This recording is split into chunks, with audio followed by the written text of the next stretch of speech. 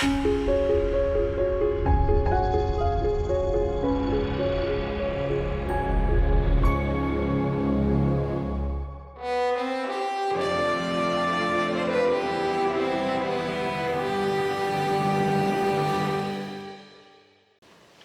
안녕하세요.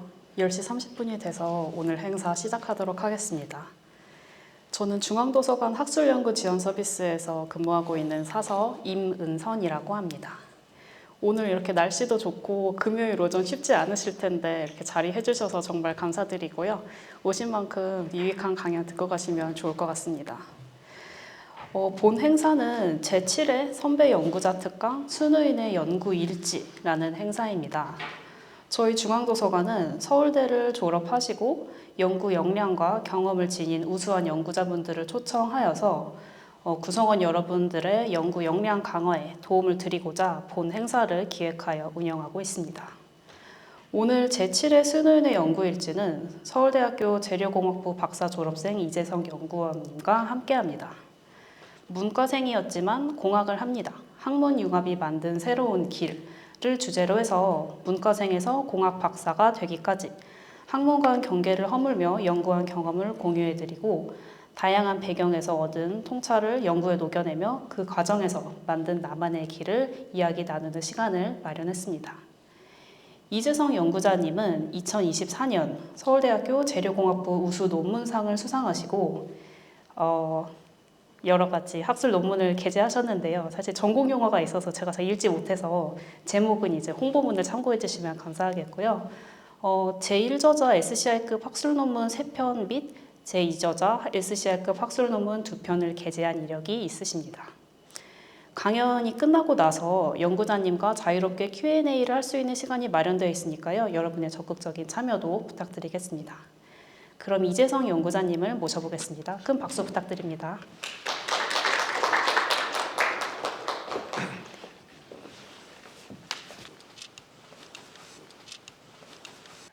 네. 안녕하세요. 이렇게 넓고 큰 강단에 서보는 거는 또 너무 처음이라서, 그리고 이제 과학적인 발표를 하지 않는 거는 또 정말 너무 오랜만이어서 되게 색다르고 또 떨리고 너무 영광인데요. 저는 제7회 선배연구자 특강 순우인의 연구일지 문과생이었지만 공학을 합니다. 학문융합이 만드는 새로운 길을 주제로 발표를 진행할 서울대학교 재료공학부 이재성입니다.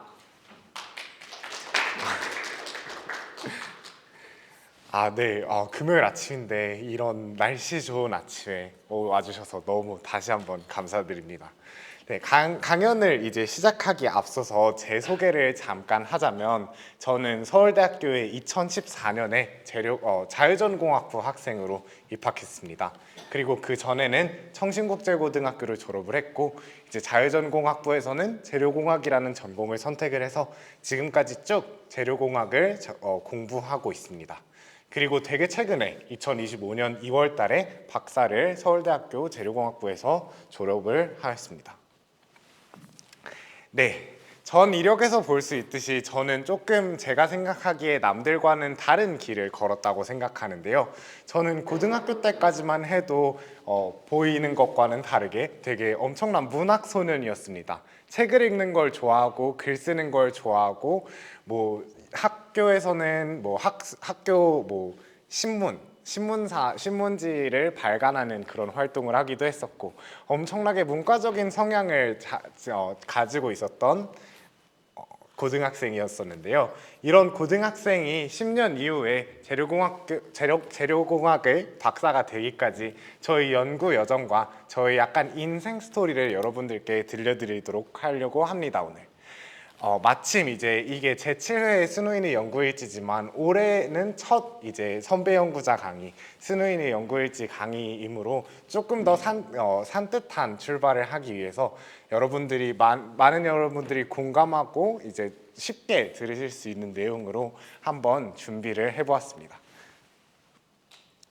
네, 그래서 오늘 강연에서는 제가 이런 문학 소년에서 외적으로도 많이 변했지만 이제 생각도 많이 변한, 어떻게 제가 이런 사람에서 이런 사람이 되었는지에 대한 이야기를 잠깐 드리려고 합니다.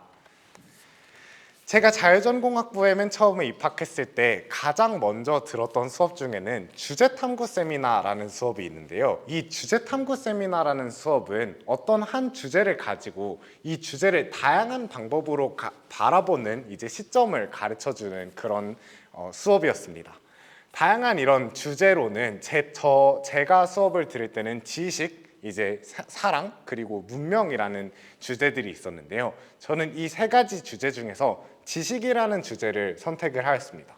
그리고 처음으로 이제 이런 한 주제를 가지고 같은 질문을 하더라도 이제 어떤 방향, 어떤 학술적인 방향으로 바라볼 수 있는지에 대한 것을 배웠는데요.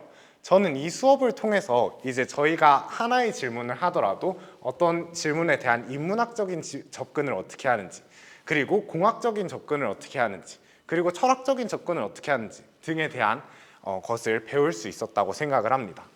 그리고 이 수업에서부터 제가 깨달은 것은 인문학적인 질문 또는 인문학적인 접근은 이유와 방향을 묻는 질문 방향을 가지고 있고, 공학적인 접근 같은 경우에는 메커니즘과 성능을 묻는 질문 방향을 가지고 있다고 생각했는데요. 예를 들어서 어떠한 기술을 가지고 저희가 똑같은 질문을 하더라도 인문학적인 질문에서는 기술은 인간에게 어떤 의미를 지니는가 라는 질문을 할 수 있다고 생각했고, 공학적인 질문으로서는 이 기술이 얼마나 효율적이고 안전한가, 또는 이 기술은 주어진 목적을 얼마나 잘 수행을 할 수 있는가 등에 대한 질문을 할 수 있다고 생각을 하였습니다. 그러므로 이 인문학적인 질문은 사실 가치 기반의 판단을 기반으로 하고 사회적인 맥락을 이해를 시켜주는 데 도움을 준다고 생각했습니다. 반면에 이 공학적인 질문은 정량적 평가 기능을 수행을 하고 문제 해결을 중심적으로 생각을 한다고 생각했습니다. 저는 학부생, 자유전공학부 학생으로서 이 인문학적인 접근과 공학적인 접근을 둘 다 잃고 싶지 않은 그런 학생이었었는데요. 그래서 그 어린 마음에, 어린 생각에 이런 인문학적인 질문과 공학적인 질문, 접근을 둘 다 할 수 있는 직업을 변리사라고 생각을 했습니다. 특히나 변리사가 저한테 더 매력적이었었던 이유는 그때 당시에 제 생각에는 기쁜 사람들이 기쁜 마음으로 엄청난 연구를 진행을 해서 이제 이 연구의 결과를 저에게 자랑을 하러 온다는 느낌을 받았기 때문인데요. 저는 이런 연구 결과를 메커니즘과 성능적으로 이해를 하고 이런 연구 결과를 사회에 퍼뜨리고 더 알릴 수 있다라는 이런 직업의 매력을 느껴서 변리사라는 직업의 꿈을 갖게 되었습니다. 네, 그리고 이런 변리사라는 직업의 꿈을 갖게 되었기 때문에 저는 이과 전공을 선택을 하였었는데요. 그 이과 전공을 선택을 한 게 재료공학부였습니다. 하지만 재료공학부에 처음 입학을 하고 나서는 너무 힘들었었는데요. 가장 큰 이유는 정말 대단하신 서울대 학생분들, 고등학교 때부터 이 수학과 과학을 너무 열심히 공부하신 서울대 학생분들과 같은 공간에서 공부를 한다는 건 저에게 너무 어려운 일이었습니다. 가장 큰 문제는 저의 능력에 있었죠. 수학도 정말 못했고 과학도 정말 못했습니다. 그리고 교수님들께서는 익숙하시겠지만 교수님들께서 소통을 하시는 이 과학의 언어가 저에게는 맨 처음에 너무 잘 다가오지 않았습니다. 그래서 저는 이제 맨 처음에 이제 공학이라는 학문을 시작을 할 때 너무 큰 좌절을 겪었는데요. 제가 이를 보여주기 위해서 제 학부 성적표 중 하나를 가져왔습니다. 2017년이면은 사실 제가 3학년, 4학년 이때쯤이죠. 근데 보실 수 있다시피 제가 관심이 있었던 것은 이제 이 과학이랑 사회를 이을 수 있는 게 어떻게 이을 수 있을까? 이런 질문을 많이 했었던 학생이기 때문에 과학기술과 법, 동아시아의 과학, 전통과 현대 이런 수업을 되게 많이 듣던 학생이었습니다. 그리고 생각보다 제 생각에는 A0와 A뿔 되게 잘했다고 생각했는데요. 근데 보실 수 있다시피 공학 수학을 보시면 제가 B-를 받았습니다. 그리고 여담으로 이 공학 수학 B-라는 성적은 사실 처음 들은 것도 아니고 재수강을 해가지고 겨우 B-를 받았습니다. 이런 식으로 저에게 수학이랑 과학은 너무 어려웠었는데요. 저에게 이런 관점을 바꿀 수 있었던 계기가 연구를 진행을 하면서 바꿀 수 있었다고 생각을 합니다. 연구를 하면은 저희는 보통 연구가 엄청 과학적이고 과학적인 원리를 파악을 하고 새로운 과학을 발전시키고 이런 것이라고 생각하는 경우가 많은데, 사실 연구에서 제가 가장 좋았던 점은 사실 연구에서 문제 제기는 보통 인문학적인 감각이 되게 많이 필요하다는 점이었습니다. 그리고 연구를 진행을 하면서 제 연구를 남한테 알리면서 제 연구를 논리적으로 생각을 하는 것은 되게 많은 스토리텔링이 필요하다고 생각했습니다. 그리고 이 스토리텔링에는 제가 조금 더 강점을 가지고 있다고 생각했습니다. 어떤 문제가 어디서 어떻게 오는지 그 문제의 맥락을 이해를 할 수 있다면 그 문제를 조금 더 잘 공부할 수 있다고 생각했습니다. 그래서 이렇게 연구를 하면서 제가 공부를 하는 방식을 다시 재정립을 할 수 있었고, 어떤 이론에서도 이 이론이 왜 나올 수 있었는지 이 맥락과 이 문제 제기를 통해서 저는 조금 더 공부를 잘할 수 있었던 것 같습니다. 물론 결과가 언제나 좋지는 않았지만 이 공부도 조금 더 연구를 통해서 잘할 수 있게 되었고, 이렇게 공부를 함으로 연구에도 더 도움이 많이 되는 이런 학생이 될 수 있었던 것 같습니다. 네, 그래서 이렇게 연구를 진행을 하면서 저는 변리사보다는 제가 연구를 더 진행을 하면 어떨까라는 생각을 가지게 되고 대학원 진학에 마음을 먹게 되었는데요. 제가 진학한 대학원은 고온열화학연구실이라는 재료공학부의 정인호 교수님 연구실입니다. 이 고온열화학연구실은 간단하게 말해서 연금술을 하는 연구실이라고 생각을 할 수 있는데요. 저희가 가지고 있는 가장 큰 관심사는 어떤 재료의 상태가 어떻게 되는가에 대한 질문입니다. 이 상태라고 하는 것은 사실 생각해보면 되게 쉬운 겁니다. 물은 100도에서 끓고 0도에서 얼음이 되죠. 이런 식으로 저희는 어떤 재료, 어떤 물질의 상태를 고민을 하는 것에 가장 큰 가장 큰 관심사를 가지고 있습니다. 하지만 당연히 물 같은 어떻게 보면 간단하고 어떻게 보면 되게 어려운 주제죠, 물은. 그런 물 같은 것만 공부를 하는 것이 아니라 정말 다양한 물질의 상태를 공부를 하는데요. 특히나 이 다양한 물질의 상태에 이제 볼 수 있듯이 고온 상태를 연구를 합니다. 저희가 말하는 고온은 이제 말하자면 1100도, 200도 이런 게 아니라 1000도, 1100도, 1200도, 1700도까지의 재료의 상태를 공부를 합니다. 그럼 어떤 재료, A라는 재료, B라는 재료를 섞어가지고 이거를 1500도까지 올리면 얘가 녹을 것인가, 얘가 기화할 것인가, 이런 것에 대한 질문을 가지고 있는 연구실이죠. 그리고 이게 왜 중요하냐? 생각해보면 엄청나게 펀더멘털하고 그저 과학적이라고 생각하실 수 있지만 이건 되게 저희에게 중요한 문제입니다. 예를 들어서 어떤 물질을 만들고 중앙도서관 바로 앞에 있는 예를 들면 유리 같은 것도, 아니면 우리가 맨날 사용을 하는 철제, 이 기둥들, 콘크리트 이런 것도 어떻게 보면은 다 육륜공정, 되게 고온에서 일어나는 공정이 많습니다. 저희가 철이나 유리를 만들려면은 쉽게 말해서는 100도, 200도에서 만들 수 있는 게 아니라 정말 1000도, 1200도, 1500도까지 물질을 고온으로 유지를 시켜가지고 육융된 상태를 만들어야 된다는 것이죠. 그러므로 인해서 저희가 이렇게 간단해 보이는 유리, 철, 콘크리트일지언정 이런 물질들, 이런 유리 안에 들어가는 물질들, 철 안에 들어가는 물질들의 고온 상태는 매우 중요한 것입니다. 이걸 다른 말로 하면은 저희는 재료 연력학을 하는 사람들인데요. 이제 재료 연력학은 쉽게 말해서 재료의 상태, 반응, 그리고 변화를 에너지 관점에서 정량적으로 이해를 하고 예측을 하는 학문입니다. 그러므로 제가 전 슬라이드 그리고 이 슬라이드에서 말씀드렸듯이 재료가 언제 녹고 언제 굳고 어떻게 반응을 하고를 계산을 해주는 과학이라고 생각을 할 수 있습니다. 그리고 이런 어떤 반응들, 언제 녹고 언제 굳고 언제 반응을 하는지를 저희가 알 수 있다면 재료의 많은 공정의 기초에 대해서도 알 수 있습니다.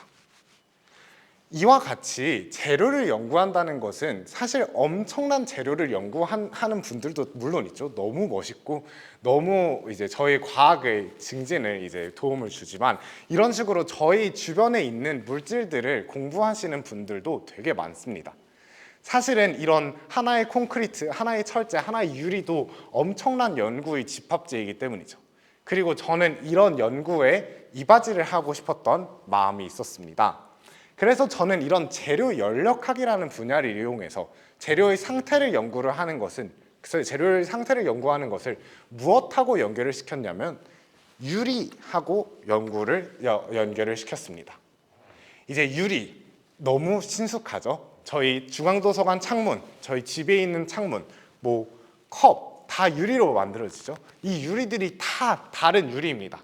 그리고 이런 유리들이 저희가 맨날 사용을 하고 있어서 너무 쉽게 만들 수 있을 것 같지만 사실은 그렇게 쉽게 만들 수 있는 물질도 아닙니다. 아까 말씀드렸듯이 엄청난 고온에서 얘를 먼저 녹이고 성형을 해야 되는 것은 물론 이 유리 안에 목적에 따라 유리 안에 들어가는 재료들이 모두 다 다릅니다. 그 조성도 다르고 때때로는 들어가는 그 재료 자체도 다릅니다. 제가 몇 가지 우리가 잘 생각하지 못하는 유리의 사용처에 대해서도 좀 가져왔는데 유리는 말씀드렸듯이 정말 많은 곳에 사용이 될 수 있습니다. 예를 들어서 생체 재료용 유리라는 것도 있죠. 저희가 뼈 같은 것을 모방을 하기 위해서 사람 뼈 임플란트, 스캐폴드 아니면은 생체 이제 웨어러블 디바이스 같은 것도 되게 어떻게 보면 유리 조성으로 이루어졌다라고 말할 수 있습니다. 그리고 핵 연료를 생성을 하고 나면 핵 폐기물들이 생기죠. 이 핵 폐기물들이 생기는 것을 가둘 수 있는 기술이 필요합니다. 요즘 이 핵 폐기물들을 가둘 수 있는 방법 중에 저희는 유리를 사용을 하기도 합니다. 그리고 저희 전자통신에서 이용이 되는 광섬유 또한 어떻게 보면 되게 순도가 높은 유리로 이루어져 있습니다. 그리고 마지막으로는 핸드폰에 들어가는 이제 엄청 초소형 칩들 안에 있는 접합재들도 유리로 만들어져 있는 경우가 되게 많습니다. 이렇듯이 유리가 저희가 창문뿐만이 아니라 정말 많은 저희 실생활에 숨어있든 가시적으로 보이든 많은 곳에 쓰이고 있는데요. 저는 이런 유리를 연구하기 위해서 재료의 상태를 연구하고 재료 연력학을 하는 연구자입니다. 네, 그래서 상태를 연구한다고 했죠. 저희가 상태를 연구하는 방법은 말하자면은 상태도 실험 되게 어떻게 보면 있어 보이죠. 근데 이렇게 있어 보이는 말보다는 조금 더 쉽게 설명드리자면 제가 아까 말씀드렸듯이 물이 100도에서 끓는다는 걸 우리는 실제로 라면을 끓여보면 알 수 있죠. 그리고 얼음을 얼리면서 이제 물이 0도에서 얼음이 된다는 것도 어떻게 보면 실험적으로 알 수 있는 것입니다.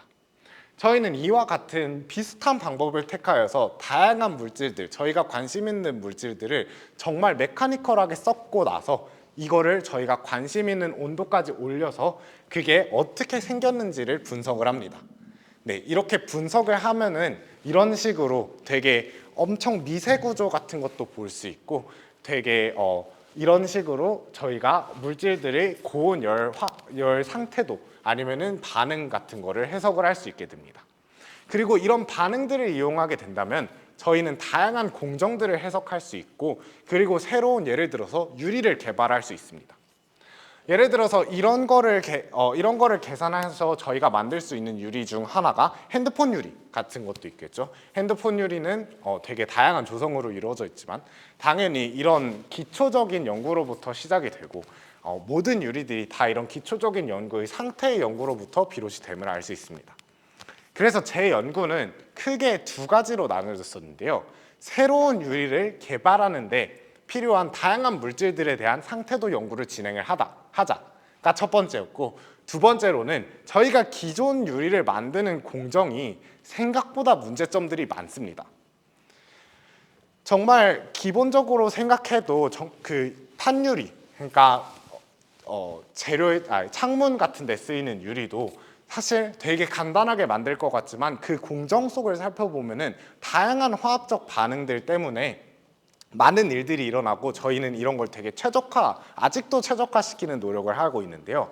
이런 상태도 실험과 연력학 데이터베이스를 만들면서 이런 공정을 최적화하는 일도 저는 진행을 하였습니다. 하지만 이 공정을 해석한다는 것이 매우 어려웠는데요. 이따가 다음 슬라이드, 다다음 슬라이드에서 말씀을 드릴 것이지만 이 공정을 해석한다는 것은 정말 큰 그림을 볼 수 있어야 됩니다. 그리고 이 공정의 스토리텔링, 이 공정에서 진짜 어떤 일이 일어나고 있는지 논리적으로 생각할 수 있는 힘이 필요합니다.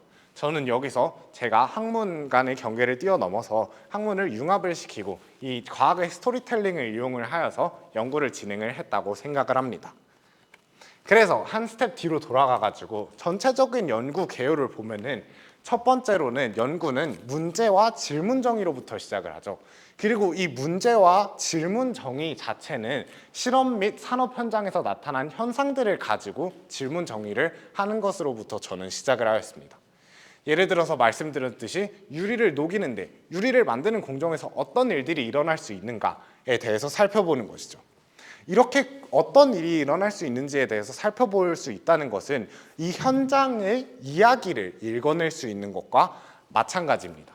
그리고 이렇게 올바른 질문을 할 수 있어야지만 올바른 해결 방법을 찾을 수 있기 때문에 저는 이 문제와 질문 정의 단계가 되게 중요하다고 생각했습니다. 그리고 이렇게 올바른 문제를 정의를 할 수 있다면 저희가 이 올바른 문제를 바탕으로 어떤 연구와 비슷하게 실험 및 분석을 진행을 하고 그에 따른 부산물들, 데이터베이스나 논문이나 이런 것들을 작성을 하고 만들게 됩니다.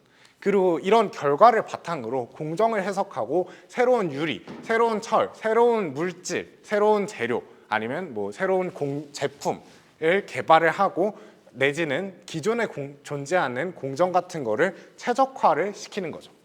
이렇게 공정을 최적화하고 새로운 제품을 만들고 남들에게 알릴 수 있다는 것은 숫자를 이야기로 반응을 맥락으로 해석을 하고 바꿀 수 있는 능력이 필요합니다. 그리고 이는 인과적 흐름의 이야기 정리가 필요하다는 말이 되기도 하죠. 그래서 제가 이에 한 가지 예시를 가져왔는데요. 저희 박사 주제 중 가장 컸던 주제 중 하나인 유리 육룡 이야기를 가져왔습니다. 죄송합니다. 오타가 있네요. 육룡 이야기 너무 발표 준비하면서 오늘 아침에 봤는데 좀 귀엽다고 생각했습니다. 그래서 이런 유리 육룡 이야기를 살펴보면은 사실 제가 말씀드렸듯이 이 유리를 만드는 데는 되게 고온의 반응들이 필요를 하는데요. 이 유리를 만드는데 저희가 어떤 물질을 만들고 녹이고 하는 데는 모두 용기가 필요합니다. 이 용기를 우리는 내화제라고 부르는데요. 이 내화제, refractory라고 써져 있는 게 내화제죠. 이 내화제는 용기라고 생각하시면 됩니다. 이 용기 안에 저희는 유리를 담고 이 유리를 결국에 1500도, 1600도까지 올려서 녹이게 됩니다. 하지만 이렇게 고온에서는 다양한 물질들이 반응을 할 수밖에 없죠. 그러면은 이 용기하고 유리도 반응을 할 거고 이 유리하고 대기도 반응을 할 거고 정말 다양한 화학적인 반응들이 일어납니다. 하지만 정말 아쉽게도 이런 공정을 해석을 하는데 저희가 계속 연속적으로 진행되는 공정을 심지어 온도가 너무 높은데 제가 들어가서 손으로 이렇게 샘플을 가지고 올 수도 없는 노릇이죠. 그래서 이런 공정에 대한 이야기를 하고 분석을 하려면 저희는 어떤 걸 가져오려면은 보통 부산물이나 아니면 결과물들을 보고 이 공정에서 어떤 일들이 일어나고 있는지 해석을 할 수밖에 없게 됩니다. 예를 들어서 저희가 녹인 유리에 결함이 생겼다라고 가정을 해보겠습니다. 이렇게 유리에 생긴 결함이 어떤 조성을 가지고 있는지 이 결함의 물질이 무엇인지를 해석을 할 수가 있다면 이 결함이 도대체 어디서 오는 것인가라는 질문을 던져볼 수도 있습니다. 예를 들어서 이 용기하고 유리 자체의 조성이 다르겠죠. 들어가 있는 물질들이 다 다르겠죠. 만약에 저희에서 나온 유리의 결함 자체가 이 용기에서 나온 물질들로 구성이 되어 있다면 저희는 이 유리가 가지고 있는 이 유리의 결함이 비롯된 것은 이 용기하고 유리 자체의 반응이라고 생각을 할 수 있습니다. 이런 식으로 블랙박스처럼 작동을 하는 어떤 공정의 이야기를 이해하기 위해서는 그 전체 스토리를 알아야 되는데요. 그러므로 되게 어떻게 보면은 간접적인 결과물을 가지고 저희는 이 공정, 어떤 현상이 일어날 수 있는지 맥락적인 파악을 이해를 할 수 있어야 합니다. 그리고 저는 이게 논리적 생각뿐만이 아니라 일을 하기 위해서는 이 전체 숲을 이야기하는 스토리텔링이 되게 중요하다고 생각을 합니다. 그래서 제가 여기 써놓은 거는 조금 더 구체적으로 써놨는데 어떤 물질들이 부식을 일으키고 증발에 촉진을 시키는가, 뭐 용기는 어떤 물질들로 이루어져 있는가, 유리 자체는 어떤 물질들로 이루어져 있는가, 이런 것들을 다 고려를 해서 정말 일어나는 이 공정 안에서 일어나는 메인 메커니즘, 메인 반응들이 어떤 것이 있을 수 있다라고 생각을 하고 저는 이 물질들에 대한 상태를 연구를 하였습니다. 네, 그래서 아까 말씀드렸듯이 물질들에 대한 상태를 먼저 연구를 하였습니다. 되게 과학적인 방법으로 문제를 해결하는 것을 보여주는 거죠. 이런 식으로 물질들의 연력학적인 관계를 알 수 있고 연력학적인 수식을 이용을 해서 이게 어떤 온도에서든 이 물질들이 어떤 열적 관계를 가지고 있을 수 있는지에 대한 연구를 진행을 하고 이를 논문화도 시키지만 저희는 데이터베이스화를 시키는 일을 하기도 하는데요. 이런 데이터베이스를 이용을 하면은 다양한 연구자 또는 산업에서 이용을 할 수 있는 열화학 프로그램 같은 것을 이용을 하여서 반응 해석 같은 것을 진행을 할 수가 있게 됩니다. 그리고 이 반응 해석은 이런 공정을 최적화하는 것뿐만이 아니라 새로운 유리를 조성을 개발을 하고 새로운 유리 제품을 개발을 하는데도 많은 도움이 될 수 있습니다. 그래서 저는 이런 데이터베이스를 가지고 공정을 살펴보고 이 공정 내에서 일어나는 기술적인 반응들을 살펴보기 시작을 했는데요. 이렇게 복잡한 메커니즘 같은 거는 사실 조금 더 있어 보이는 그림을 넣기 위해서 넣어 놓은 거고, 사실 제가 여기서 하고 싶은 말은 엄청나게 과학적인 접근을 가지고 이런 문제를 해결을 할 때 사실 이런 식으로 되게 복잡한 반응들이 많이 일어날 수 있습니다. 하지만 이런 복잡한 반응들을 분석을 하고 예측을 할 때 제가 맨날 했었던 실수는 한 반응, 한 현상에 너무 빠져서 그 현상 자체를 이해를 하려는데 너무 많은 노력을 쏟았었는데요. 이렇게 한 현상이 일어난 한 반응이 일어나는 것도 사실은 저희가 보고 있는 큰 그림의 일부라는 것을 때때로 잊었습니다. 그러므로 제가 계속 말하고 싶은 스토리텔링이 제대로 진행이 되지 않고 논리적인 생각이 제대로 진행이 되지 않았었는데요. 저는 이런 연구를 하면서 기술적인 반응, 과학적인 원리 이런 것들을 넘어서도 정말 전체적인 구조를 읽는 과정이 정말 중요하고 어떤 흐름에서 어떤 문제가 발생을 하느냐를 아는 것이 너무너무 중요하다라는 생각을 하였습니다. 그러므로 저는 이런 공정의 스토리텔링, 제 과학 이야기를 남들에게 스토리텔링을 하고 제가 이해를 하는데도 과학을 스토리텔링을 할 수 있는 것이 너무너무 중요하다고 생각했습니다. 네, 그래서 앞서 살펴본 이제 연구 여정을 통해서 제가 어떻게 문제 제기를 하고 실험 분석을 하고 뭐 개발을 하고 그리고 해석을 하고 새로운 제품을 개발할 수 있는지에 대해서 살펴봤는데요. 이런 과학의 스토리텔링으로 인해서 다양한 학회 발표와 논문 발표도 진행을 할 수 있었습니다. 상태도 실험, 상태도 연구를 하는 것이 사실 말은 되게 쉬워 보일 수 있지만 제가 계속 물을 가지고 설명을 하니까 이거 하나하나가 사실은 정말 고단하고 힘든 일이 될 때가 많습니다. 어떤 한 연구자가 그 대학원생이 하나의 상태도를 만드는데 보통 어떤 물질들의 상태를 연구를 하는데 보통 6개월에서 한 1년 정도가 걸린다고 생각을 하시면 됩니다. 이렇게 만들어진 상태도를 그 상태도 나는 이걸 만들었어 하고 하는 것보다는 다른 사람들한테 알리고 더 많은 사람들이 내 연구는 이런 거야, 이래서 중요해 라는 거를 어필을 할 수 있어야 되겠죠. 저는 이런 스토리텔링으로 정말 좋은 기회를 많이 얻어가지고 미국의 코닝이라는 회사, 저희 핸드폰 유리 아이폰 쓰신다면 아이폰 유리로 되게 유명한 회사죠. 이런 코닝 같은 회사에서 초청을 받아서 강연을 할 수 있는 기회도 있었고 해외 학회에서 초청을 받아서 강연을 진행을 할 기회도 있었습니다. 그리고 이렇게 스토리텔링을 통해서 남들에게 나의 연구는 이런 것이다, 이렇게 진행이 된다, 이런 것을 통하여서 다양한 연구자들의 관심을 이끌 수도 있었고 지금의 저로 성장을 할 수 있게 만들어줬다고 생각을 합니다. 그러므로 저는 정말 연구, 과학을 한다는 것도 정말 중요를 하지만 다수의 사람들을 과학의 언어로 설득을 하고 단편적인 실험에서 끝나는 것만이 아니라 하나의 구조, 하나의 스토리로 나의 연구를 전달을 시키는 것이 정말 중요하다고 생각합니다. 왜냐하면 과학의 언어는 사실을 말하지만 사람은 이유하고 스토리에 더 공감을 많이 한다고 생각하기 때문이죠. 그러므로 연구를 하고 발표를 하고 논문을 쓸 때도 하나의 실험, 나의 과학적인 결과가 이거다 라는 것도 너무 중요하지만 정말 하나의 큰, 긴, 설계된 이야기를 풀어서 설명을 해주는 것도 너무너무 중요하다고 생각합니다. 네, 그래서 저는 10년 전의 저로부터 지금까지 제 연구 인생, 학부부터 석사, 박사까지 거쳐오면서 제가 어떤 과학자가 되고 싶냐, 어떤 공학자가 되고 싶냐, 또는 어떤 공학자가 된 것 같냐 라고 저에게 물어보면 저는 과학적인 이야기를 스토리텔링하는 공학자라고 말하고 싶습니다.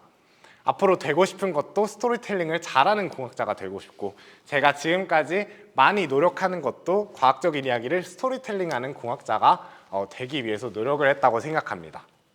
특히나 강연을 끝맺음하기 앞서서 제 전체적인 이 연구 여정과 공부 여정을 잘 보여주는 저희 지도 교수님의 연력학 수업 기말고사 1번 문제가 있다고 생각하는데요. 저희 지도 교수님께서는 언제나 연력학 수업 기말고사 1번에서 산림 전문가인 여러분의 할머니께 연력학의 3가지 법칙을 설명하세요 라는 질문을 내주십니다. 그리고 저는 사실 학부 때 이 수업을 들으면서 정말 잘 답을 썼다고 생각하지만 이 문제에서 빵점 받았습니다. 어려운 법칙들이죠. 에너지 보존 법칙, 엔트로피 증가 법칙, 절대 영도에서 엔트로피가 0이다.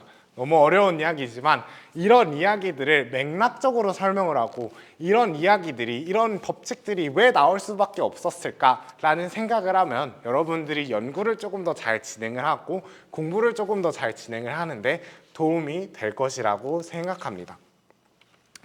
네, 정말 그리고 마지막으로 하고 싶은 말은 제가 수학적 능력도 많이 부족하고 과학적인 능력도 너무 많이 부족했기 때문에 저는 정말 좋은 학우분들과 많이 만나고 정말 좋은 지도 교수님, 정말 좋은 사람들을 많이 만나서 정말 많이 배웠고 지금도 진짜 많이 배우고 있다고 생각하는데요.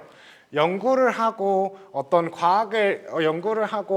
단체에서 생활을 할 때 정말 좋은 사람을 만나는 것도 진짜 중요하다고 생각합니다.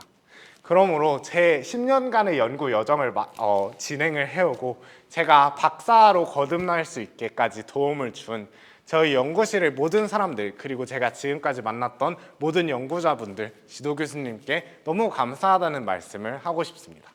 네, 너무 짧게 진행을 한 것 같기는 한데요. 네, 이로써 제 발표를 마치고 질문이 있으시다면 어떤 것든 해주시면 감사하겠습니다. 감사합니다.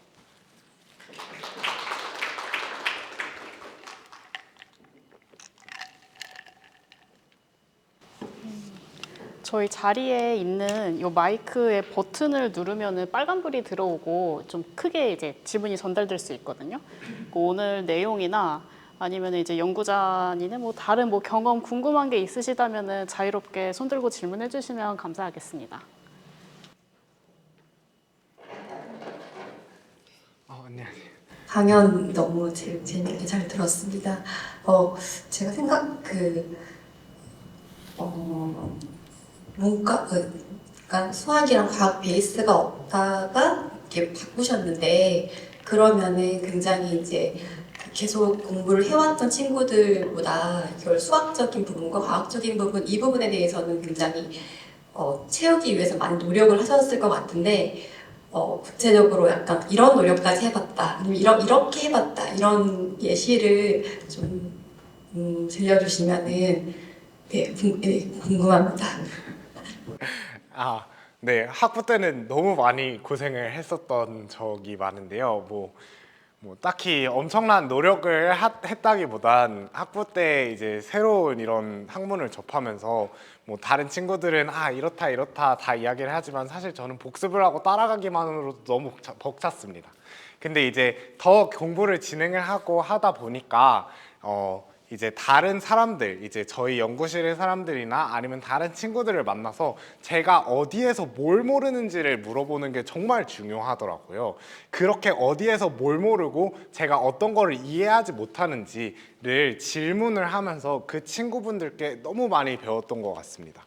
그 예를 들어서 지금도 그 적분, 미분이 저에게는 너무 어렵거든요. 물론 컴퓨터가 다 해주는 것도 있지만 제가 기본적으로 친구들하고 이야기하다 보면은 이거를 적분하면 이게 돼? 저걸 미분하면 이게 돼? 이런 것도 너무 많이 부족합니다. 이런 것도 하나씩 하나씩 채워가면서 제 과학적인 것이나 뭐 공부를 하면서도 처음부터 지금까지 조금씩 계속 채워나가고 있다고 생각하고, 저는 이 과학과 수학을 채우기 위한 노력을 지금도 현재 진행형이라고 생각하는데요. 여담으로 이제 제가 맨 처음에 재료공학부에 들어와서 이제 다양한 학생들을 보면서 느꼈던 게 너무 대단한 것 같습니다. 다들 잘하더라고요. 그리고 그런 과학적인 사유를 할 수 있다는 것 자체가 진짜 중요하다라고 다가오더라고요. 그래서 사실은 하나의 이론, 하나의 원리를 하나 더 공부하는 것보다는 진짜 이 과학적인 사유를 할 수 있는 것을 배우는 것이 더 중요하다라고 생각을 하고, 아직도 그렇게 생각을 하고 있는 편입니다. 네, 질문에 답변이 되셨는지 잘 모르겠네요. 네. 질문이 있는데요.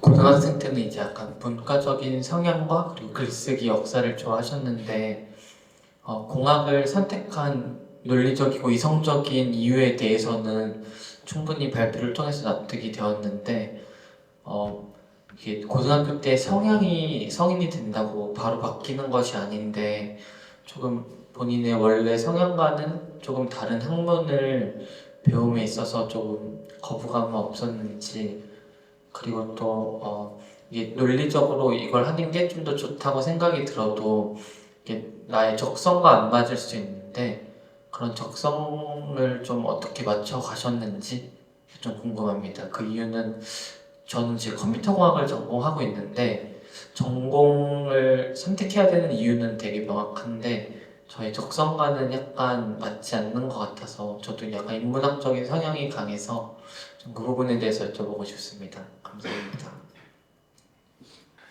네. 성향 되게 극복하기 어려운 것이라고 생각이 들면서도 어떻게 보면 나 자신을 조금 가두고 있는 그런 단어일 수도 있지 않을까라고 생각을 하는데요. 사실 어떤 거를 내가 해야겠다라고 생각을 했을 때 그 학문이나 그 공부 뭐가 되었든 그 일을 정말 오래 하게 되면은 제 성향도 어느 정도 바뀌게 되는 것 같기는 합니다. 맨 처음에는 너무 수학이 어렵고 너무 공학이 어렵고 할지언정 제가 여기서 버티고 오래 있다 보면은 그 성향도 저절로 바뀌게 되는 것 같고 능력도 어느 정도 올라온다고는 생각을 하는 편인데요. 예를 들어서 제가 예전에 인터넷 기사 중에 가장 되게 재밌게 기억에 남는 인터넷 기사 중에 하버드에 들어가는 학생이 있었는데, 사실 입학사정관이 잘못해서 합격을 시키지 않았어야 할 학생을 합격을 시켰었다라는 기사가 나왔어요. 근데 2년 정도 있다가 이 학생이 어떻게 하고 있는지 보니까 이 학생이 되게 잘하고 있다는 걸 찾아낸 거예요. 사실 그래서 저는 이걸 통해서 제가 이걸 왜 기억하냐면 이게 저에게 엄청난 용기가 됐었어요. 저도 비슷한 고민을 많이 했었기 때문에. 사실 그래서 성향이라고 하기보다는 정말 오래 제가 열정을 가지고 그 분야에서 버티고 공부하고 지속을 할 수 있다면은 그 성향도 맞춰서 바뀌어지는 것 같다라고 생각합니다.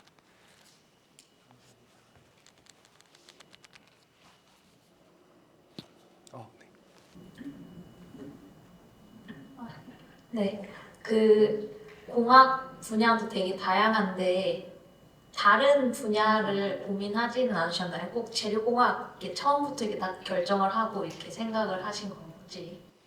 네. 당연히 자율전공학부의 가장 큰 장점 중 하나가 제가 정말 관심 있는 다른 것들을 많이 경험을 하고 수업을 들을 수 있다는 것인데요. 그래서 맨 처음에는 이제 컴퓨터공학과 수업도 들어보고 바이오 시스템 소재공학과도 들어보고 재료공학과 수업도 들어보고 산업공학과 수업도 들어보고 되게 다양하게 들었었어요. 근데 그 중에서 제가 생각했을 때 가장 재밌었던 것이 재료공학이라고 생각을 했었습니다.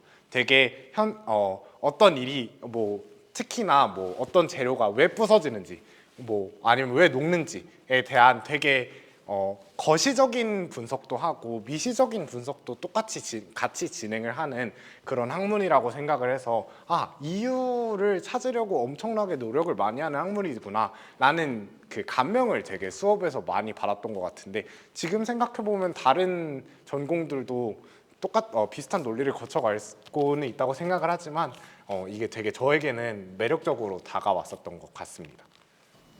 그러면은 그 고등학교 때 그 과학 관련 교과는 뭐 기본적인 건 다 들으셨었던 건가요? 네, 기본적인 거를 듣기는 했는데 제가 청신국제고등학교를 졸업을 했는데 저희 학교 교과 과정이 조금 정형화되지가 않았다고 해야 되나? 그래서 제가 선택할 수 있는 과목들이나 이런 것들이 되게 많았어요. 그래서 보통 선택할 수 있는 과목들에서는 뭐 문과적인 과목, 글쓰기나 뭐 책 읽는 그런 과목들이나 이런 거를 훨씬 더 정치 뭐 이런 것들을 훨씬 더 많이 선택을 했었던 것 같아요. 그래도 당연히 기초적인 것들은 배웠습니다. 여쭤본 게 저도 학부 때 이과 쪽을 이렇게 복수 전공을 하긴 했는데 저는 고등학교 때 물리를 한 학기밖에 안 듣고 나머지를 다 안 해가지고 학부 때 이제 가서 딴 걸 하려고 하니까 수능 습관부터 다시 다 풀었거든요. 근데 그 선생님도 그렇게 하셨는지 그런 게 좀 궁금하더라고요.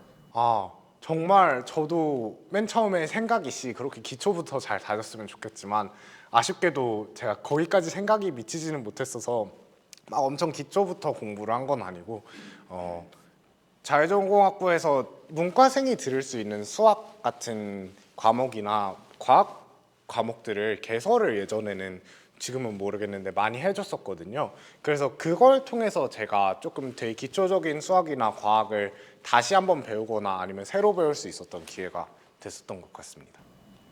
감사합니다. 네. 앞에 분. 네.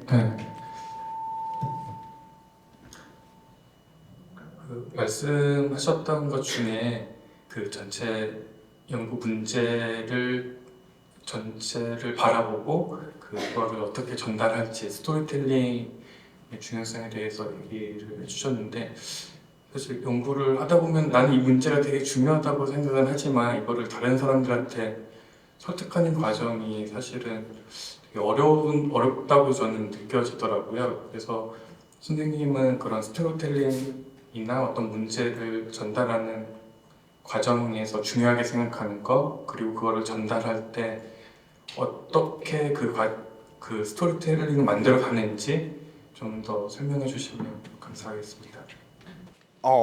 제가 이제 연구를 하고 학회를 다녀보면서 되게 크게 좌절을 했었던 경우는 정말 많았지만, 사실 가장 크게 좌절했었던 경우는 나는 이게 너무 중요하다고 생각해, 난 이렇게 쓸 수 있어 이렇게 했는데 사실상 그렇게 중요하지가 않았었던 문제였었던 적이 되게 많았어요.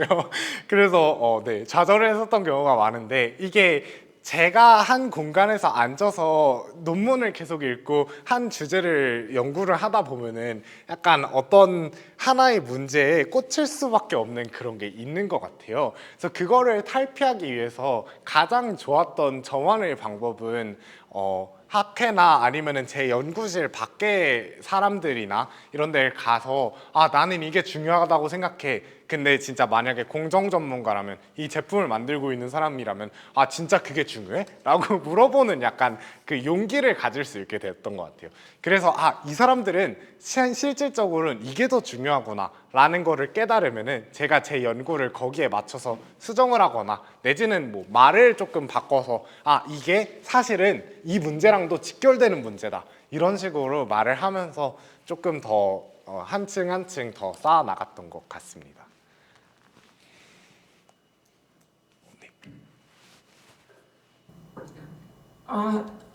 그 발표 되게 재밌게 잘 들었고요. 그 발표하시는 스타일에서 되게 스토리텔링에 중시를 중시한 연구를 많이 하셨던 선생님이시구나 하는 걸 많이 느낄 수 있는 시간이었습니다. 저는 선생님과는 딱 정반대의 케이스여가지고 고등학교 3학년 때까지는 이제 이과로 살다가 뭐 물리도 좋아하고 수학보다도 과학이 더 좋고 뭐 순수화 이런 걸 되게 좋아하고 이런 하다가 지금은 학부랑 석사를 전부 그 인문대학으로 전공을 하고 있는 상황입니다. 근데 이제 뭔가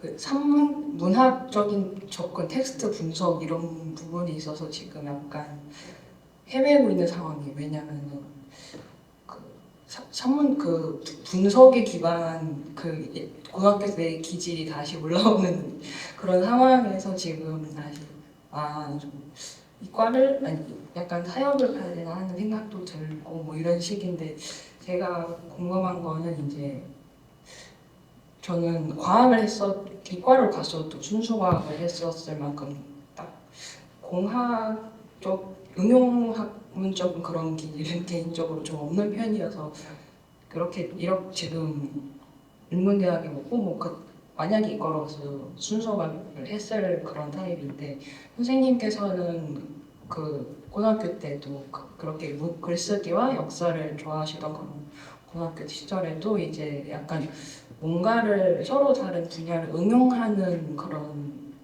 데 흥미가 원래 그때도 이렇게 갖고 계셨던 건지 되게 궁금합니다. 네. 일단 너무 대단하십니다. 저는 상상도 못할 길을 걸어오신 것 같은데 저는 어렸을 때부터 조금 순수한 무언가를 탐구를 하기보다는 내가 만든 거를 어떻게 쓸 수 있을까? 내가 만든 걸 어떻게 알릴 수 있을까? 이런 거를 되게 재밌다고 생각했어요. 그래서 신문을 발간을 해도 약간 다른 사람들이 다양한 고등학교 때도 이제 친구들이 다 성향이 다르고 다양한 일들을 하니까 이런 거를 이렇게 하는구나 이런 응용 같은 거나 아니 이런 거를 알리는 거에 되게 재밌다고 생각을 했었거든요. 그래서 그런 성향은 생각을 해보면은 바뀌지 않은 것 같아요. 제가 만약에 다시 돌아가서 화학과 수업도 들어보고 물리학과 수업도 들어봤지만 제가 다시 돌아가서 전공 선택을 한다고 해도 저는 응용을 하는 쪽을 선택을 하지 않았을까라는 생각이 들기는 합니다.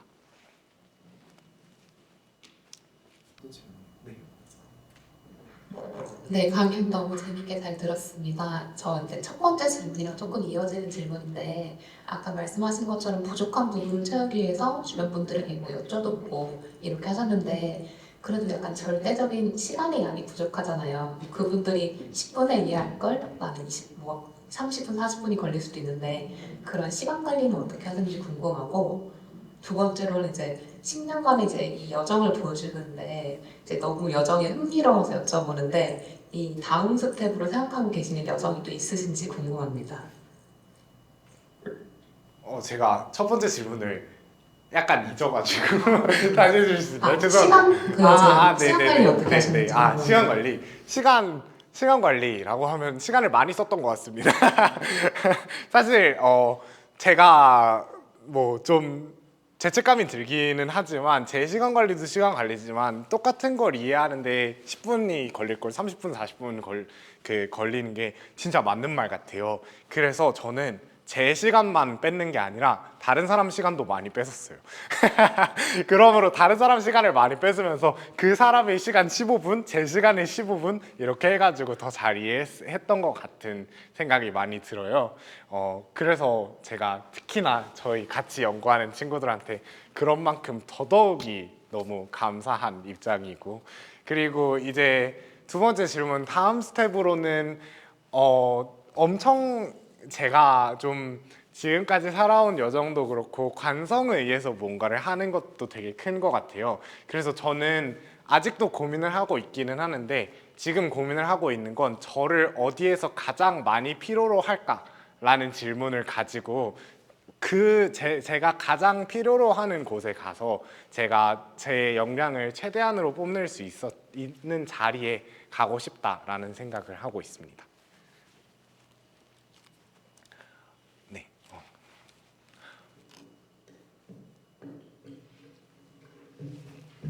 네, 안녕하세요. 네, 안녕하세요. 오늘 발표 재밌게 잘 들었습니다. 저는 그 법대에서 법철학을 전공하고 있는 학생인데요. 아까 초반에 말씀하신 내용 중에 그 인문학적 사고 방식이랑 자연과학적 사고 방식이 다르다, 연구 방법도 다르다 하는 거를 말씀을 해주시면서 어느 하나도 놓치고 싶지 않았다고 말씀을 하셨습니다.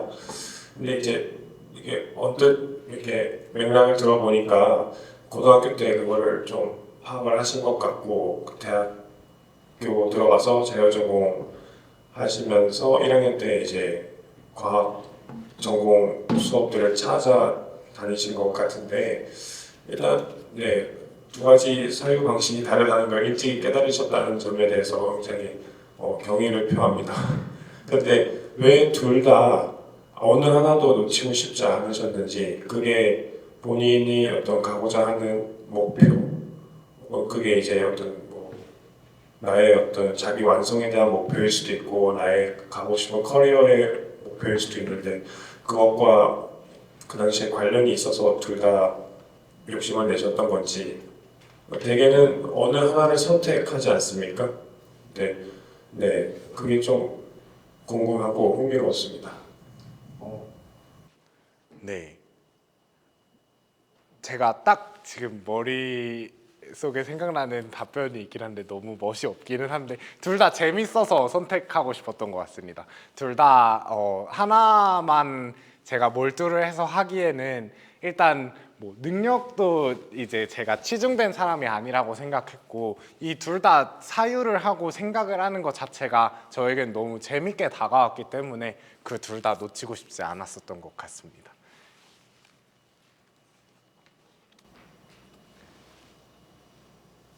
제가 질문을 네, 생각보다 질문이 너무 많아서. 네? 일반적인 그냥 아무 질문이나 더 적극적으로 해주시면 좋을 것 같고요. 저는 이제 연구자분들께 약간 좀 일반적으로 궁금한 사항인데, 오늘 발표도 너무 잘 해주셨고 그리고 아까 코닝이라는 큰 회사에서 발표 경험도 있으시고 다양한 학회 발표 경험도 있으시잖아요. 그래서 보통 발표 준비를 어떻게 하시는지, 그리고 준비 기간은 얼마나 소요되시는지, 이게 첫 번째고요.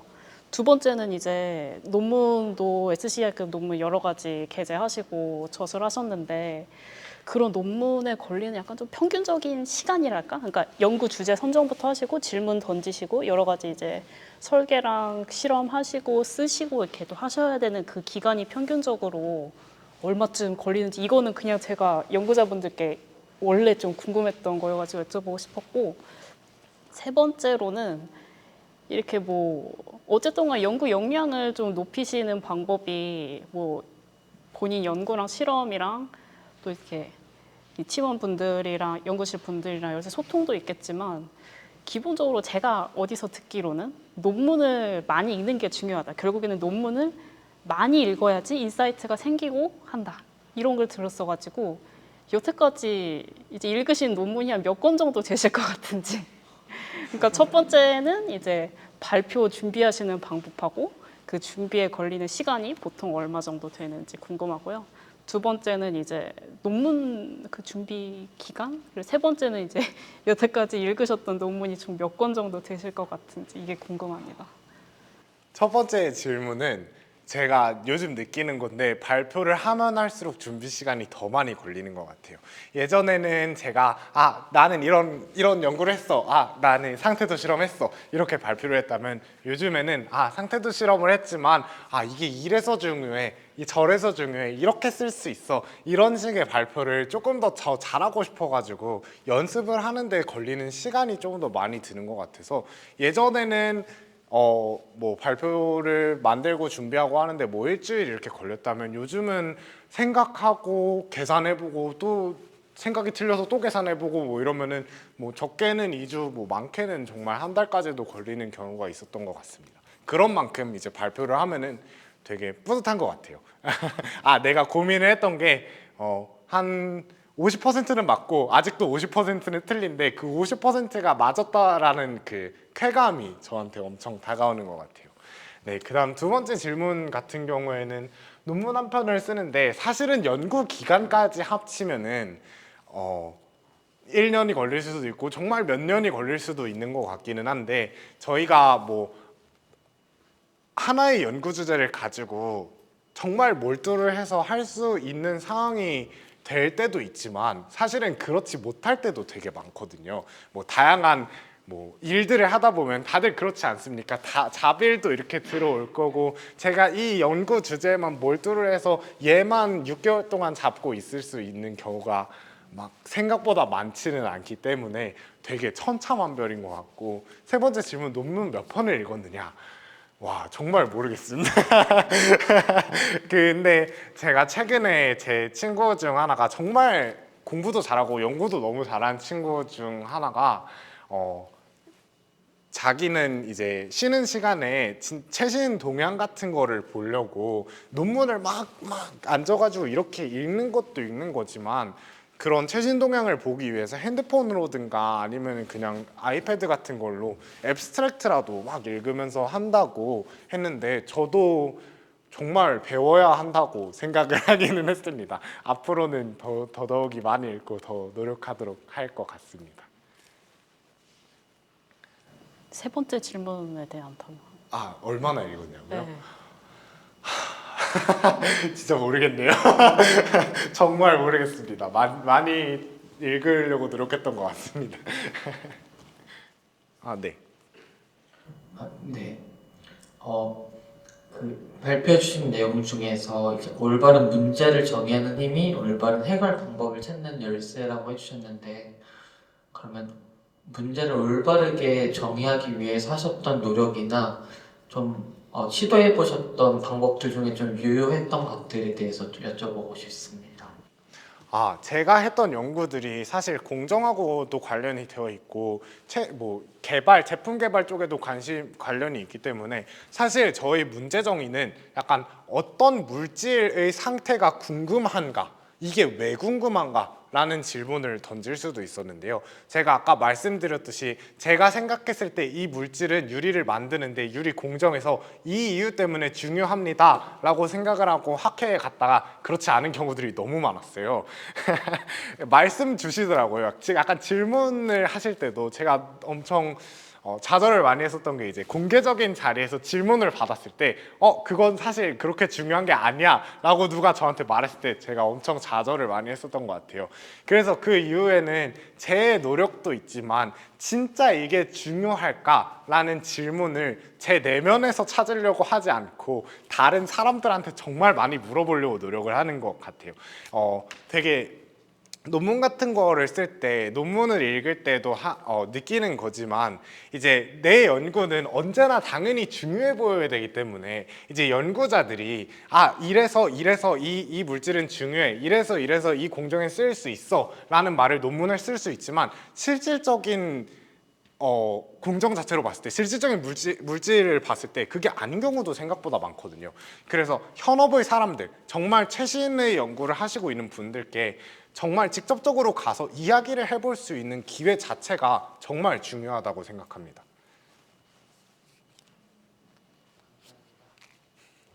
네. 네, 훌륭한 말도 정말 잘 들었습니다.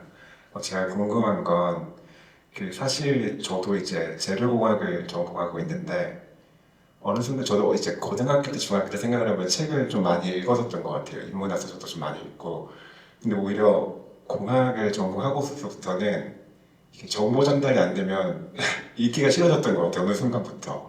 그러다 보니까 인문학 서적을 아예 피하게 되고 고전도 아예 피하게 되고 이런 게 있었던 것 같은데 혹시 박사님께서는 요새도 책을 많이 읽으시는지 어떤 분야의 책을 많이 읽으시는지 그리고 제가 어떻게 보면 질문을 드리는 게 저는 아예 안 읽는데 이걸 읽으면 도움이 될지 또 어떻게 도움이 될 수 있을 거라 생각하시는지 궁금합니다.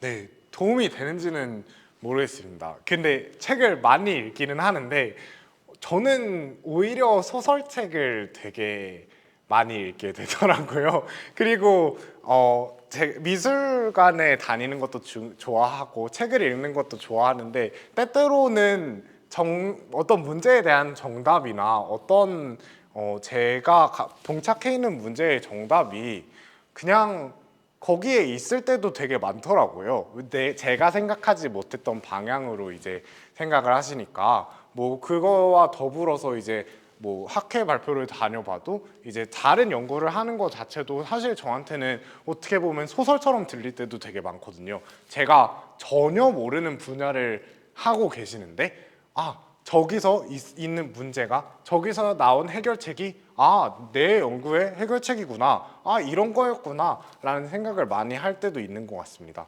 그래서 정말 관련이 없어 보이고 하는 소설이나 이런 것도 저는 저에게 되게 많은 도움이 된다고 생각하는 편입니다. 그리고 사실 너무 재밌기 때문에 많이 읽고 있기도 합니다.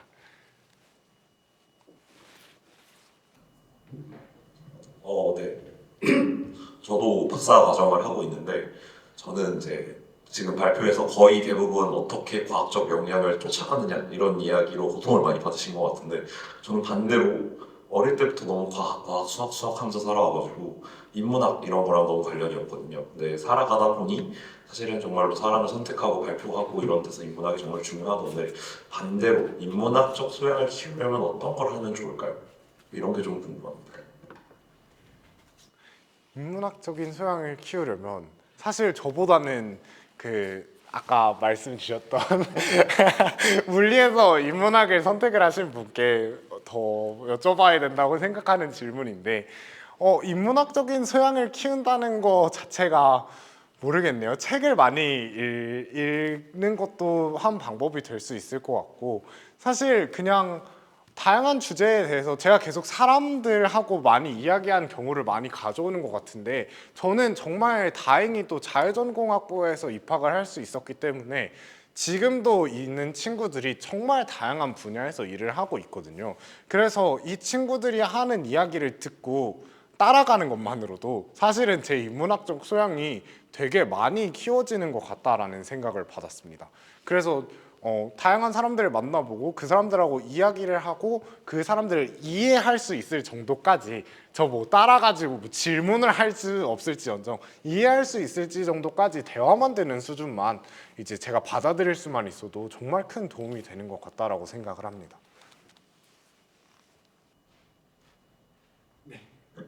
안녕하세요. 저는 학부대학에서 지금 마침 대학원 공통역량 교과목 개발 코디네이터를 맡고 있어서 방금 주신 질문에 대해서 제가 요즘 구상하거나 고민하거나 기획하고 있는 부분은 공학도에게 필요한 인문학적 소양을 해줄 수 있는 어떤 프로그램이나 뭐가 있을까를 고민하고 있었어요, 마침. 그래서 오늘 주제가 굉장히 관심이 있었고 너무 재밌게 잘 들었습니다. 근데 만약에 생각하실 때 현재 대학원 과정에서 이런 인문학적인 소양에 관심 있고 기르고 싶은 사람에게 뭔가 그러니까 필요로 하는 거, 혹은 받았던 어떤 경험이 있다거나, 그러니까 관심을 갖고 적극적으로 찾으면 있다, 이런 게 있더라, 혹은 이런 프로그램이 있었으면 좋겠다, 관련해서 경험이나 혹은 바람 같은 거 여쭤보고 싶습니다. 대학원생 대상으로 말씀하시는 거죠? 네, 맞습니다. 저는 사실 저희 대학원 수업을 보면은 당연히 전문적인 거를 공부를 해야 하기 때문에 교과 과정 중에 되게 당연히 엄청나게 어렵고 심화 과목들이 있거든요. 근데 사실 그런 것도 그런 거지만 대학원 수업에서 이런 거를 융합을 시키고 이런 거에 대한 관심을 가지고 있는 학생들이 들을 수 있는 수업도 있으면 되게 좋을 것 같다라고 생각을 했어요. 사실은 저희가 거부감이 들고 해서 쉽게 접근을 하지 못한다고 생각을 하는데 하나의 발디딤만 내줄 수 있도록 도움을 준다고 하면은 그게 어떤 형태의 수업이 될 수도 있지만 부담을 주지 않기 위해서 이렇게 다양한 강연자를 불러가지고 이런 것도 이 분야에서는 중요하다, 난 이런 연구를 한다라는 거를 인문학적인 연구나 아니면 사회학적인 연구를 연사들을 데려오는 것도 괜찮을 것 같고, 내지는 그냥 어느 정도의 역사, 뭐 전체적인 뭐 예를 들어서 재료가라면 재료의 이야기를 가지고 우리 재료의 변천사가 어떻게 되었는지, 왜 이렇게 되었는지 이런 걸 인문학적으로 설명하고 역사적으로 설명을 할 수 있는 그런 것도 되게 좋은 수업이라고 생각합니다. 그래서 첫 발디딤을 할 수 있도록 수업을 약간 개설을 하는 것도 나쁘지 않은 생각이라고 생각하고 있습니다. 간단하게 그럼 하나 추가로 질문을 드리면은 혹시 다른 분야, 그러니까 인문 사회 계열의 다른 대학원생들과 또 융복한 연구 과제 뭐 프로젝트 할 수 있는 그런 계기는 주변에서 찾을 수 있었나요?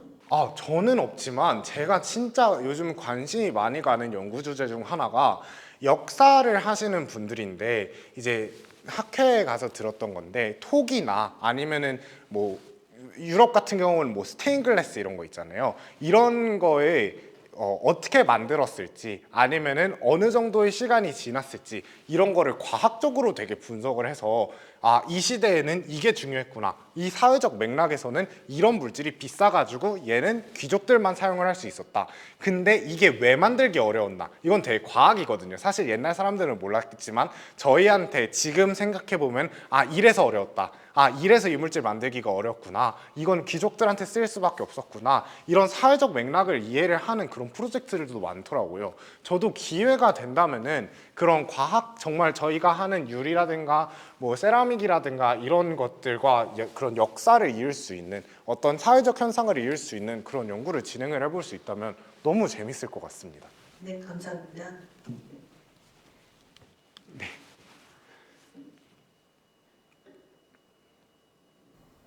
네. 그러니까 과학도가 인문학에 대해 관심을 가질 때 주제가 재료공학을 하셨으니까 이제 세라믹을 말씀을 하셨는데 그것도 가능할 것 같지만 뭐라 그럴까요? 그러니까 세라믹에 관심이 없는 과학도라면 사실은 또 그 강좌를 듣기는 쉽지 않지 않겠습니까? 네, 한편으로는 이제 법사학을 공부를 하다 보면 자연과학이 미친 영향이 어마어마하거든요. 그래서 지금 현재 이제 우리나라의 법이든 전 세계 법의 현재 체계는 사실 자연과학에서 갖고 온 겁니다. 그리고 공부 방법도 자연과학적 연구 방법하고 실정법을 해석하는 방법이 거의 비슷하거든요.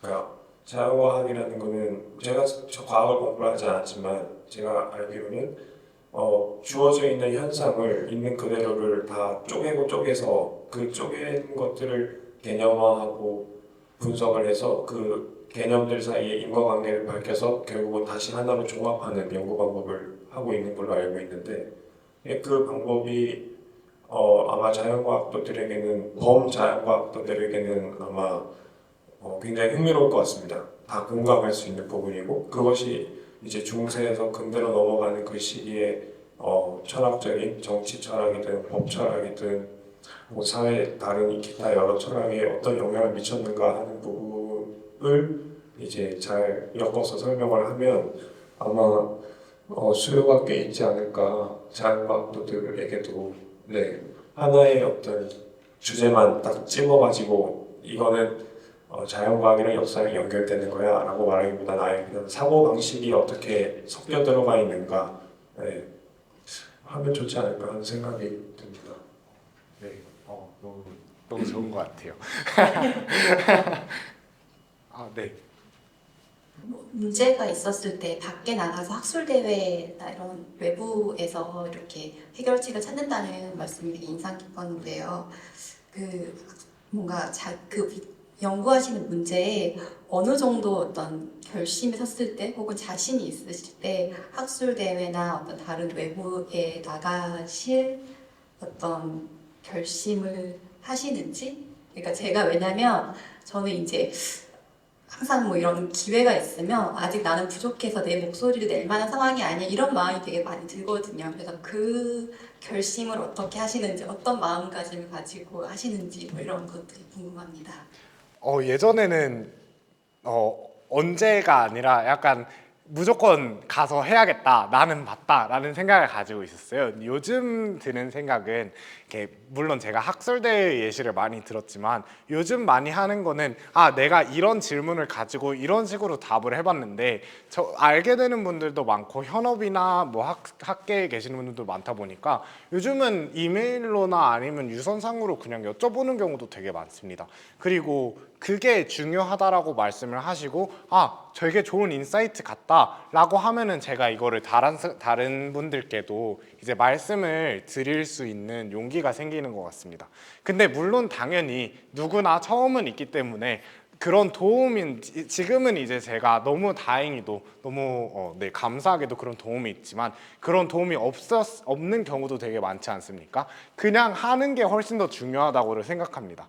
어쨌든 제가 거기서 가르침을 받던 어디서 가르침을 받던 공개적으로 가르침을 받고 이걸 깨달은 것 자체도 그 사람과의 커넥션을 만들 수 있는 정말 좋은 기회가 된다고 생각하기도 해요. 그래서 내가 주변에 물어볼 사람이 없다면은 그걸 만들기 위해서라도 이거를 나가서 발표를 하고 다른 사람들한테 알리는 것도 되게 중요하다고 생각하는 편입니다.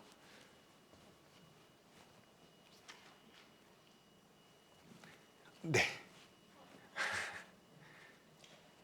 저는 종교학과를 전공을 하고 있는데요. 그 철학을 공부하다 보면 예전에 있었던 사상가들의 생각이 나중에 진짜 적용되는 경우도 많은데 아까 재료 공학을 하면은 지금 이 재료가 얼마나 필요한가를 많이 제시를 한다고 하셨는데 그냥 어떠한 재료더라도 그 특징을 분석하고 나중에 필요할 수도 있다라고 생각할 수 있는지 너무 궁금하고 두 번째 질문은 모든 사람이 학문의 융합을 해서 공부를 하는 게 도움이 될까라는 궁금증이 생겼는데 대중의 지혜라고 해서 소수의 엘리트들의 생각보다 다수의 생각이 모여서 하는 게 훨씬 좋은 성과를 낸다라는 그런 이론이 있는데 다양한 정보들, 다양한 분야의 학자들의 정보를 알고 있는 것과 아니면 정말 한 분야만 하고 들어가는 사람의 차이에 대해서 어떻게 생각하시는지 궁금합니다.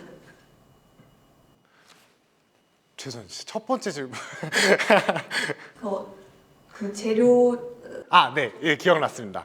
네, 물론 너무 중요하죠. 정말 과학적으로도 중요하고 미래에는 어떻게 될지 모르기 때문에 정말 지금은 큰 쓸모가 없어 보이더라도 연구를 하는 것이 너무너무 중요하죠. 근데 사실은 제가 느낀 거는 어떤 연구를 진행을 할 때 어떤 내가 질문을 가지고 있어도 우선순위는 언제나 있어야 된다고 생각합니다.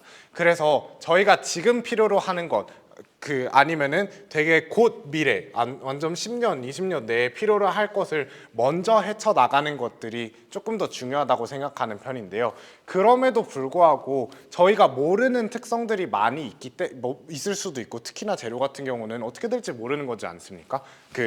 원소 주기율표만 봐도 계속 새로운 원소가 생기는 만큼 저희가 모르고 있었던 특성들이 되게 많을 수 있다고 생각을 해서 당연히 너무너무 중요하다고 생각을 하고요.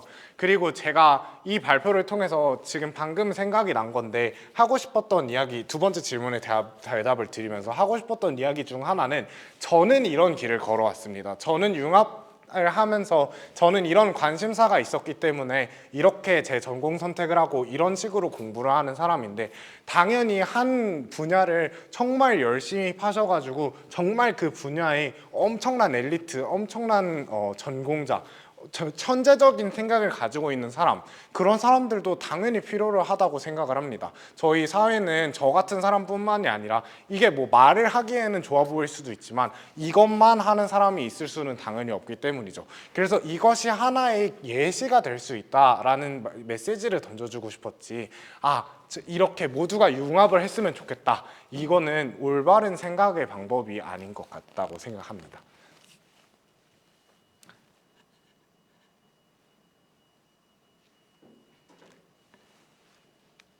네.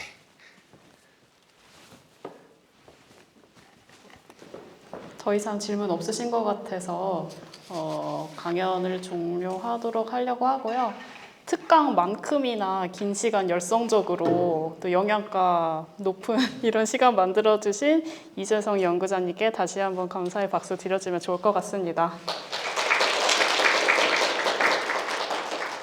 여러분들 질문을 다양하게 많이 해주셔가지고 훨씬 더 풍요로운 시간이 된 것 같아서 정말 좋은 시간이 되었던 것 같고요. 강연은 이제 이것으로 종료하려고 하고요. 몇 가지 안내사항을 말씀드리자면은 오늘 이렇게 쓰신 PPT는 제가 메일로 보내드렸던 리서치 가이드라는 페이지에 이미 그 교육 자료가 올라가 있습니다. 그래서 다운로드 받으셔서 추후에 참고를 하실 수가 있겠습니다. 그리고 추후에 제가 이제 만족도 조사 문자를 보내드릴 거거든요. 그래서 이 강연에 대해서 좋았던 점이나 아니면 다른 어떤 이런 학문 분야 특강도 해주셨으면 좋겠다 이런 의견 있으시면 자유롭게 개진 부탁드리겠습니다. 긴 시간 함께 해주시느라 감사합니다. 수고하셨습니다.